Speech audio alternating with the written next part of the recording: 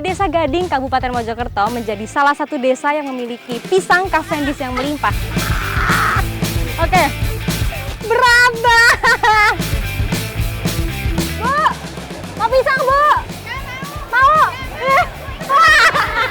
Di sana Bu, ayo ikut. Ya.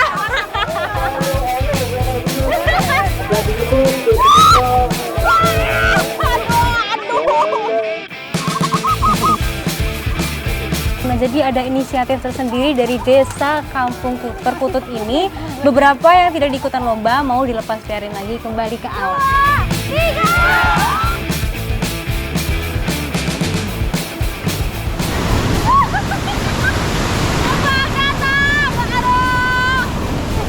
Ternyata selain persediaan bulu babi yang melimpah, di sini juga ada teripang.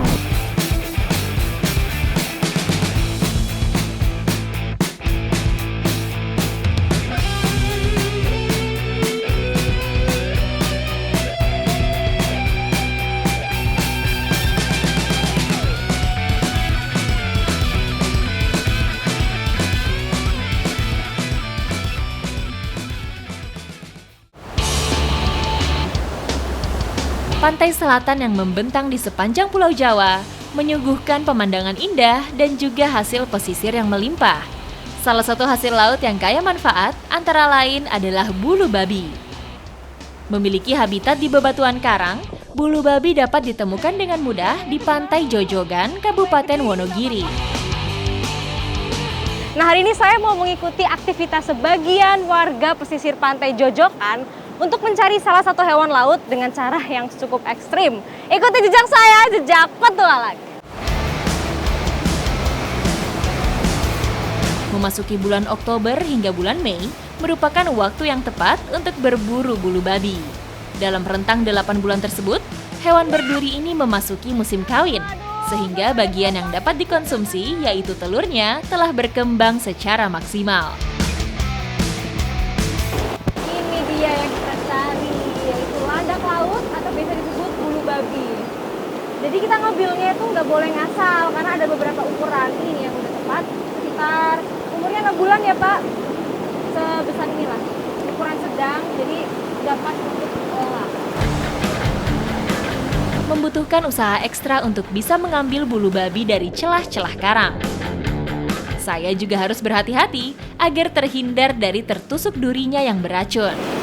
Ya! Patah! Ini telurnya ya. Tekniknya memang harus benar cara mencongkelnya. Saya udah pakai ini alat-alat mencongkelnya, ada sabit sama tombak. Tapi karena caranya salah, itu terbelah seperti ini.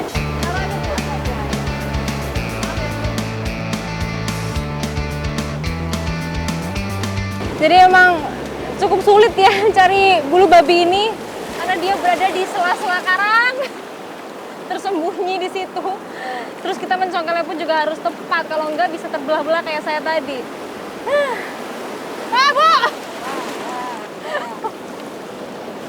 Ini luar biasa ekstrim loh ya, karena karakter ombak di Pantai Jojokan ini besar sekali, menabrak batu langsung mengempas kita. Jadi emang harus hati-hati mencari bulu babi di sini. Jadi harus pandai-pandai melihat situasi sebelum melanjutkan pencarian.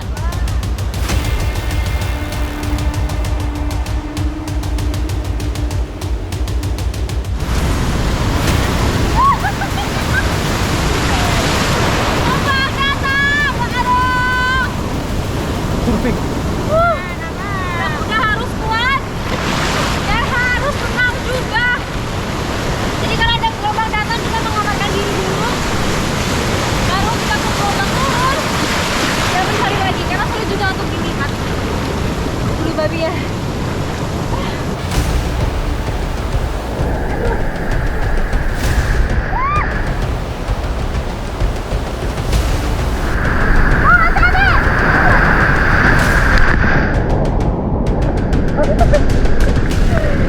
Di pinggir aja, abangnya udah sebesar ini. Ini gelombang terbesar yang datang hari ini. Pantai yang masih tersembunyi seperti ini merupakan lokasi ideal untuk menemukan beragam biota laut. dapat Apa itu Pak? teripang. Oh, tripang. Wih. Ternyata selain persediaan bulu babi yang melimpah, di sini juga ada tripang. Memang di pinggir-pinggir sini juga ada ya Pak? Ada.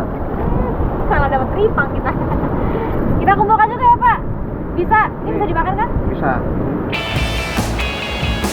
Teripang atau timun laut merupakan kerabat dari bulu babi. Meskipun lunak, kulitnya dibalut zat kapur dan memiliki duri kecil.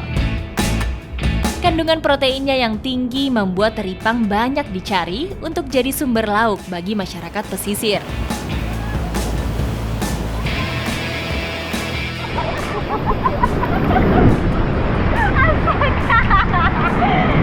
Selalu bersemangat. Makasih. Selalu bersemangat ini hari bulu babi. Saya fokus dari bulu babi, fokus dari tripang. Kebalik saya. Aduh. Setelah terkumpul cukup banyak dan kondisi laut sudah kembali pasang, kami memutuskan untuk kembali ke tepian dan mengolah hasil tangkapan kami.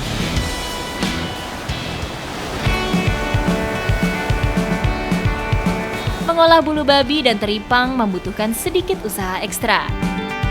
Bagian yang dapat dikonsumsi, yaitu gonat dari bulu babi, terlindungi oleh cangkang yang keras dan duri-duri tajam. Warga setempat kerap mengolahnya sebagai sumber protein pengganti ikan.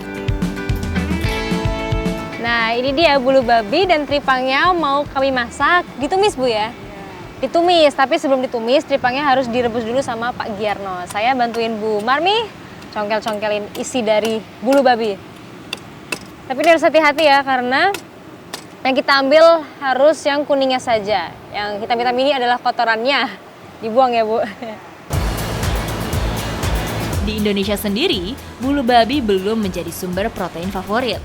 Berbeda dengan orang Jepang yang sudah memanfaatkannya sebagai bahan sushi atau sashimi. Ini saya mau nyobain kalau yang belum dimasak kayak gimana rasanya.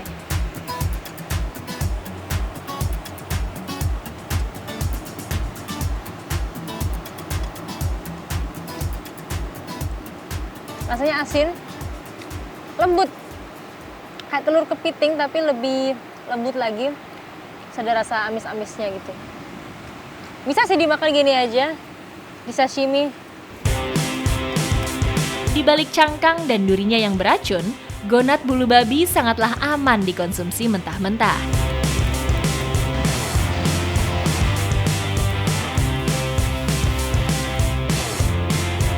Wah, akhirnya sudah matang juga ini tripang dengan tumis bulu babi. Rasanya nih dari aroma sama tampilan sudah menggoda sekali. Langsung aja dicoba ya Pak. Bu. Inilah menu sehat ala warga pesisir Wonogiri. Kaya akan kandungan protein, vitamin, serta antioksidan yang baik untuk menjaga kondisi tubuh selama bertualang.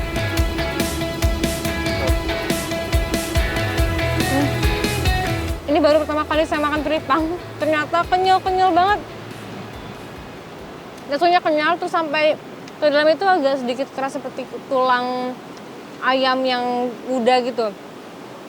Enak sih, apalagi bumbunya meresap, ditambah rasa dari bulu babinya itu setelah meresap ini ada aroma dan rasa laut yang khas. Enak banget. Di balik cita rasanya yang nikmat, keberadaan bulu babi dan teripang juga memainkan peran penting bagi ekosistem laut. Jadi harus bijaksana dalam memanfaatkannya. Memang ya, laut dan terumbu karang di Pantai Jojokan ini masih alami sekali. Jadi untuk mendapatkan teripang dan bulu babinya itu masih sangat melimpah. Apalagi setelah diambil langsung diolah, rasanya masih fresh dan sangat nikmat. Ikuti jejak saya, jejak petualang.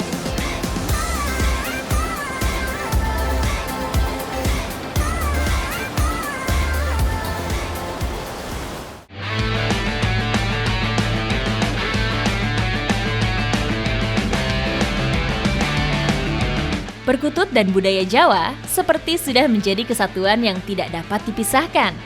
Bagi masyarakat Jawa, burung perkutut dianggap sebagai warisan dari para leluhur. Burung yang dulunya merupakan hewan peliharaan bagi kaum priayi atau bangsawan, kini sudah dapat dinikmati seluruh kalangan. Selain dinilai sebagai burung pembawa keberuntungan, bagi para penggiat perkutut, burung ini memiliki kicau yang dapat diadu dalam perlombaan. Di Kampung Perkutut Desa Pelanglor ini, masyarakatnya masih rutin mengadakan perlombaan perkutut. Dan tentunya saya mau ikut kegiatannya juga. Ikuti jejak saya, jejak petualang. Mas, dicontohin ya? Perlombaan perkutut menjadi salah satu cara menjaga kelestarian budaya Jawa. Adu kicau perkutut atau biasa disebut manggung dilaksanakan di lapangan dengan tiang yang terpasang tinggi atau gantangan untuk mengaitkan sangkar. Nah, jadi sebelum perlombaan ada kegiatan ngecas. Ngecas itu perkututnya digantungkan ke gantengan, terus dilihat apakah mereka sudah beradaptasi. Kalau mereka sudah beradaptasi, tandanya mereka mau berkicau. Udah nyaman tuh di situ. Dan penilaiannya ternyata di sini ada juri-jurinya.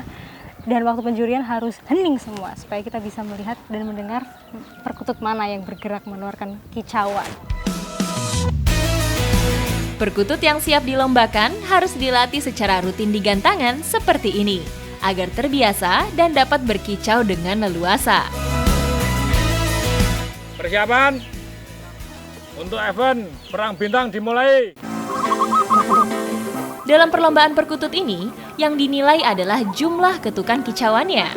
Semakin banyak burung berkicau, semakin besar kemungkinan memenangkan lomba. Nah, ini saya sudah mengikuti penjurian. Memang harus hening sekali karena biar kita bisa mendengar kicauan burungnya. Nah, sambil dipancing juga ada suara-suara siulan, suara burung. Suasana hening serta mata jeli menjadi syarat wajib bagi juri perlombaan perkutut. Setiap juri menilai 5 burung sekaligus dan harus bisa membedakan dari mana suara kicauan berasal. Nah, biasanya perlombaan itu dilakukan selama 30 menit dan kedengeran tuh mana kicauan yang paling bagus dan kencang. Dan penilaiannya dari ini nih, 1 ketukan artinya warna hijau. Ini angka 1. Kalau udah 10 jadi kuning. Nanti kalau 10-nya udah 5 jadi 50 kan. Ganti lagi warna orange yang paling tinggi. Ini nih, yang ada benderanya. Angka 100. Ini udah kelihatan nih perkutut mana yang paling banyak ketukan atau kicauannya. Semakin bagus kualitas perkutut, semakin stabil pula jumlah ketukan yang dikeluarkan. Dalam perlombaan ini, burung berkualitas bagus rata-rata dapat menghasilkan 200 sampai 700 ketukan suara setiap sesinya. Ketukannya ya. Sudah selesai. Nomor berapa nih Mas yang paling banyak kicauannya? Paling banyak nomor 23. Nomor 23 dari awal emang udah berkicau terus. Ini Poinnya 185. wah, 185 nih. Paling banyak. Tapi menurut saya jadi juri emang susah banget. Mungkin karena saya belum tahu ya. Dan karakteristiknya kita bisa melihat mereka berkicau dengan baik itu dari gerakan ekor ya Mas. Gerakan ekor sama kelihatan dari gerakan lehernya. Saya emang nggak tahu nih. Saya nih bantuin Mas Londo aja jadi asistennya. Melalui perlombaan seperti ini, rasa kekeluargaan antar penggiat perkutut makin terasa. Nilai ekonomis burung yang masih berkerabat dengan merpati ini juga mampu menjadi penggerak ekonomi warga setempat. Wah, selamat ya Mas. Menang nih, sakral namanya ya. Nah, dari ngecas dan gadisik ini sudah kita dapatkan poin tertinggi perkutut yang namanya sakral. Dan pastinya dia sudah siap banget untuk ikut perlombaan nanti. Ikuti jejak saya, jejak!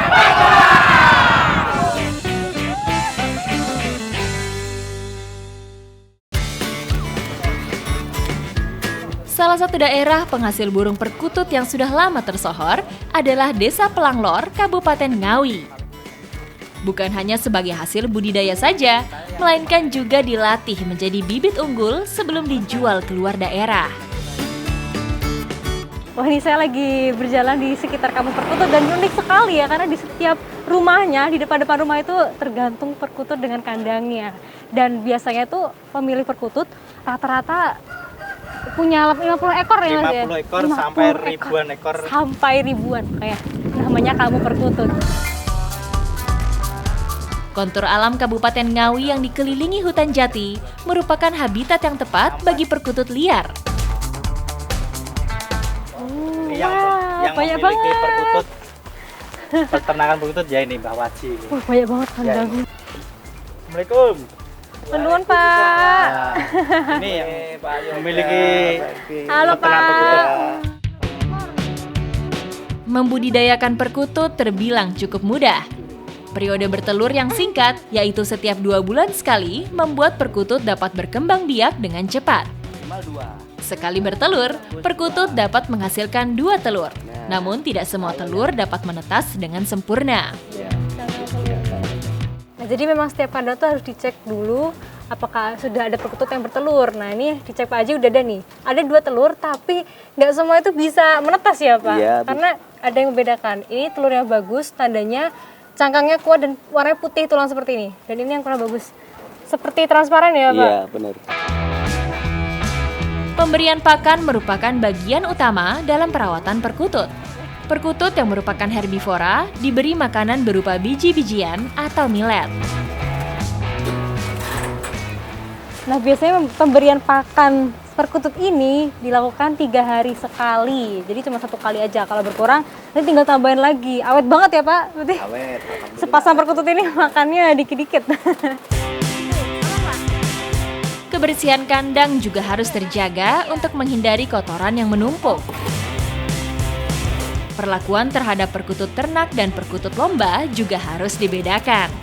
Ketika menginjak usia 1 tahun, bibit perkutut lomba harus dipisahkan ke sangkar sendiri untuk melatih mentalnya. Wah, yang mana nih Pak? Nah, ini saya sama Pak Waji mau menyortir perkutut yang sudah siap dilombakan. Kalau dari jenis-jenisnya yang bagus tuh yang mana Pak? Kalau yang bagus itu silver sih, tanggungannya bagus, kuat gitu. Dari kicauannya Iya. ya? Oh, jadi jenis silver yang mau kita cari karena kicauannya bagus. Yang ini ya Pak?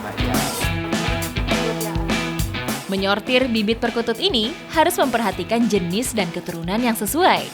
Bibit yang bagus ditandai oleh badannya yang besar, sayap yang lebar, cengkraman kaki yang kuat, dan memiliki rongga besar di paruhnya. Nah, jadi ada inisiatif tersendiri dari Desa Kampung Perkutut ini. Beberapa yang tidak diikutan lomba mau dilepas liarin lagi kembali ke alam. Yang mana nih Pak? Yang ini coba aja. Rata-rata burung perkutut di sini merupakan hasil tangkapan alam. Namun warga pelapor tetap menjaga kelestariannya dengan cara pelepas liaran kembali burung ke alam liar. Hal tersebut tentu saja untuk menjaga keseimbangan ekosistem supaya perkutut tetap bisa kita jumpai di habitat Saya jenis aslinya. apa aja? Nah, ini sudah kita dapatkan perkutut untuk dilombakan dan juga untuk dilepas liarkan. Langsung aja kita menuju ke lokasinya. Ikuti jejak saya, jejak petualang. Wow, udah ramai-ramai banget nih. Udah siap melepasin perkututnya. Nah, jadi kita nggak cuma ngambil dari alam aja. Perkutut hasil budidaya ini sudah siap dilepaskan di alam. Jadi selain ekosistem tetap terjaga, anak cucu kita pun bisa tetap menikmati. Ikuti jejak saya, jejak petualang. 1, 2, 3.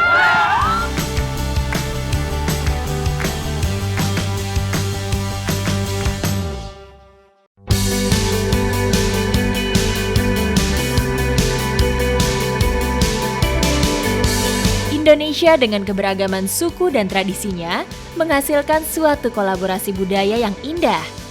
Masuknya pengaruh Islam ke Pulau Jawa dan kentalnya kearifan lokal melahirkan salah satu tradisi yang disebut dengan Grebeg Maulud. Tradisi tahunan ini tak lepas dari adanya rangkaian gunungan untuk menggelar hasil bumi. Nah, jadi pisang Cavendish yang telah dipanen ini akan dipasang ke gunungan. Gunungan ini terbuat dari kerangka bambu yang dipasang mengerucut ke atas. Fungsinya adalah sebagai simbol untuk pengharapan yang di atas. Nah, ini nanti digunakan untuk acara Grebeg Gunungan. Gunungan ini menggambarkan kemakmuran yang ditandai oleh ukurannya. Semakin besar gunungan, maka semakin melimpah pula hasil panen yang diperoleh dalam setahun ini. Jadi satu gunungan ini bisa diisi 60 sisir pisang. Dan karena ini tinggi banget ya, sekitar 2 meter, saya harus naik nih. Bisa ya Pak saya naik? Bisa. Perpaduan warna pisang Cavendish ini semakin dipercantik oleh bendera merah putih yang dikibarkan di atas gunungan. Pemasangan bendera ini bermakna jiwa nasionalis yang harus tetap dijunjung dalam setiap aspek kehidupan. Nah, jadi di sini ada 4 gunungan berbeda, ada buah-buahan, sayur mayur, terus kue. Terus saya lihat masih ada yang merangkai buah-buahan, saya mau gabung juga.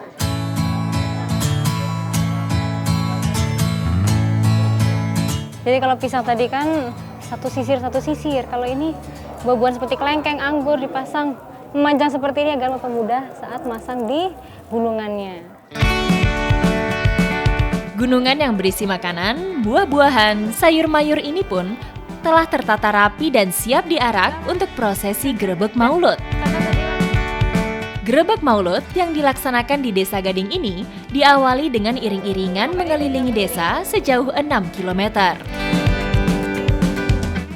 Nah, ini semuanya sudah siap untuk beriringan dan memang ada susunan urutannya ya. Yang paling depan ini ada yang membawa sesajen, kemudian diikuti yang di belakang ada umbul-umbul sebagai penyekat, kemudian ada gunungan-gunungan yang saya siapkan tadi. Susunan atau urutan iring-iringan ini telah ditentukan sesuai dengan fungsi masing-masing yang disakralkan. Warga pun dipersilakan untuk ikut berkeliling di belakang barisan umbul-umbul. Nah, ini dia gunungan yang saya siapkan tadi. Saya mau ikut juga iring-iringan di sini. Boleh ikut ya? Oke. Arak-arakan ini diawali oleh peran sapu jagat sebagai simbol dari upaya bersih desa dari segala keburukan. Mau pisang, Bu? Mau? Di sana, Bu, ayo ikut. Ya. Ini sepanjang jalan udah banyak yang minta, ibu-ibu. Nggak boleh, kan acara utamanya di sana.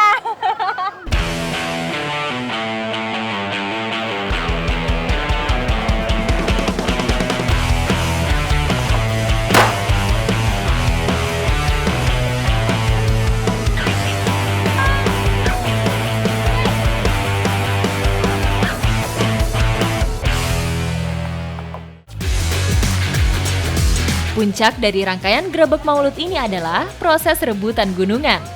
Selain memiliki makna sebagai ungkapan rasa syukur, gunungan juga merupakan bentuk dari berbagi terhadap sesama. Jadi gunungan-gunungannya bakalan dikumpulin di tengah lapangan dan ini dilihat sih masyarakatnya udah makin ramai karena justru gunungan ini nih target para masyarakat buat rebutan nanti. Setelah didoakan, masyarakat langsung menyerbu gunungan di tengah lapangan.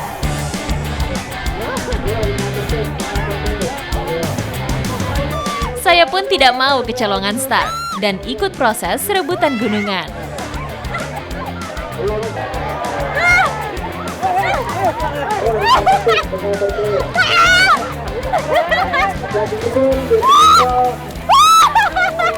Aduh, ada yang manjat.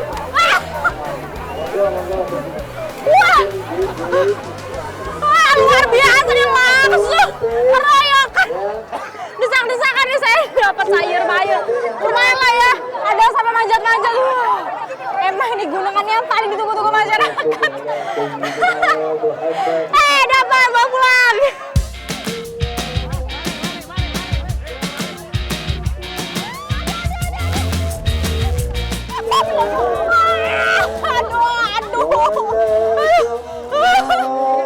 Gencet. Awalnya, tradisi ini bernama Gumrebeg atau beramai-ramai. Seiring perkembangan zaman, acara ini lebih dikenal sebagai grebeg. Luar biasa sekali, memang gunungan yang paling ditunggu-tunggu masyarakat. Langsung semuanya keroyokan. Saya tadi sempat ketinggalan sampai langsung cepet-cepet desak-desakan. Ini nih hasilnya, dapat beberapa buah dan sayur mayur. Seru banget. Setelah prosesi rebutan gunungan, perayaan ini diikuti dengan kegiatan nyaur udi-udi atau menebarkan koin-koin. Antusiasme warga pun semakin meningkat memperebutkan kepingan uang logam ini. Tradisi Grebeg Maulud ini kemudian ditutup dengan bersih-bersih dari menggunakan air yang diambil dari 7 mata air berbeda.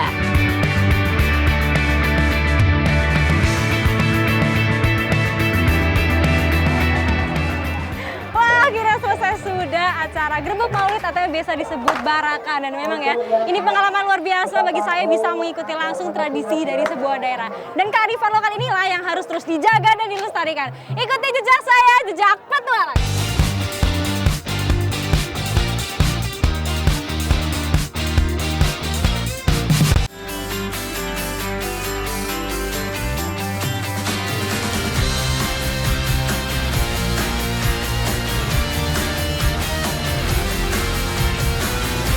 Masih di Mojokerto, petualangan saya lanjutkan, memanen hasil alam yang juga dijadikan bahan untuk gunungan di Grebeg Maulud.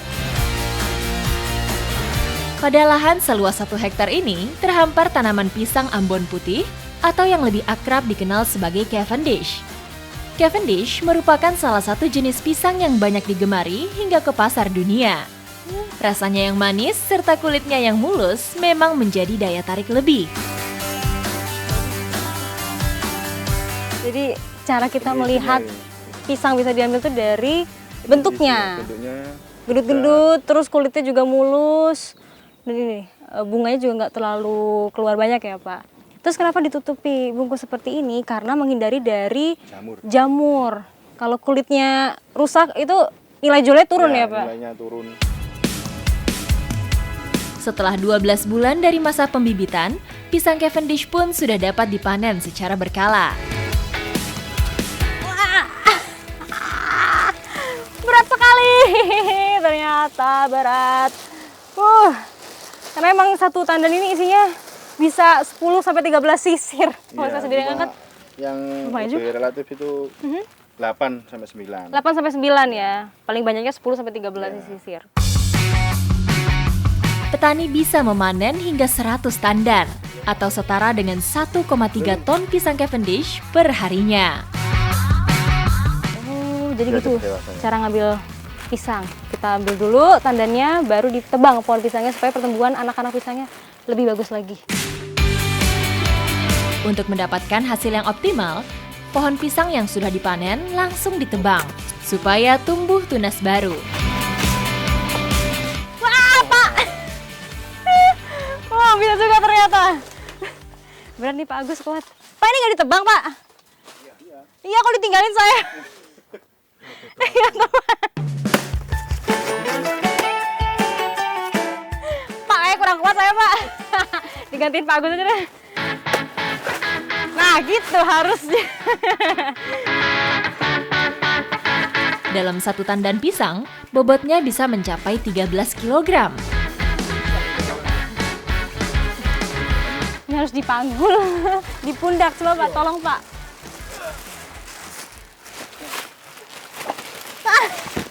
Oke.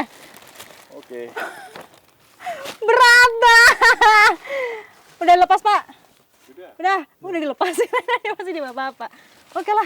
Ayo Pak, jangan lama-lama, berat nih. Astaga. Aduh. Ayo Pak, cepet Pak.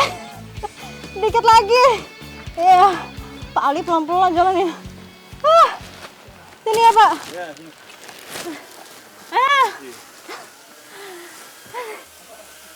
Baru segitu aja jalannya udah keringetan.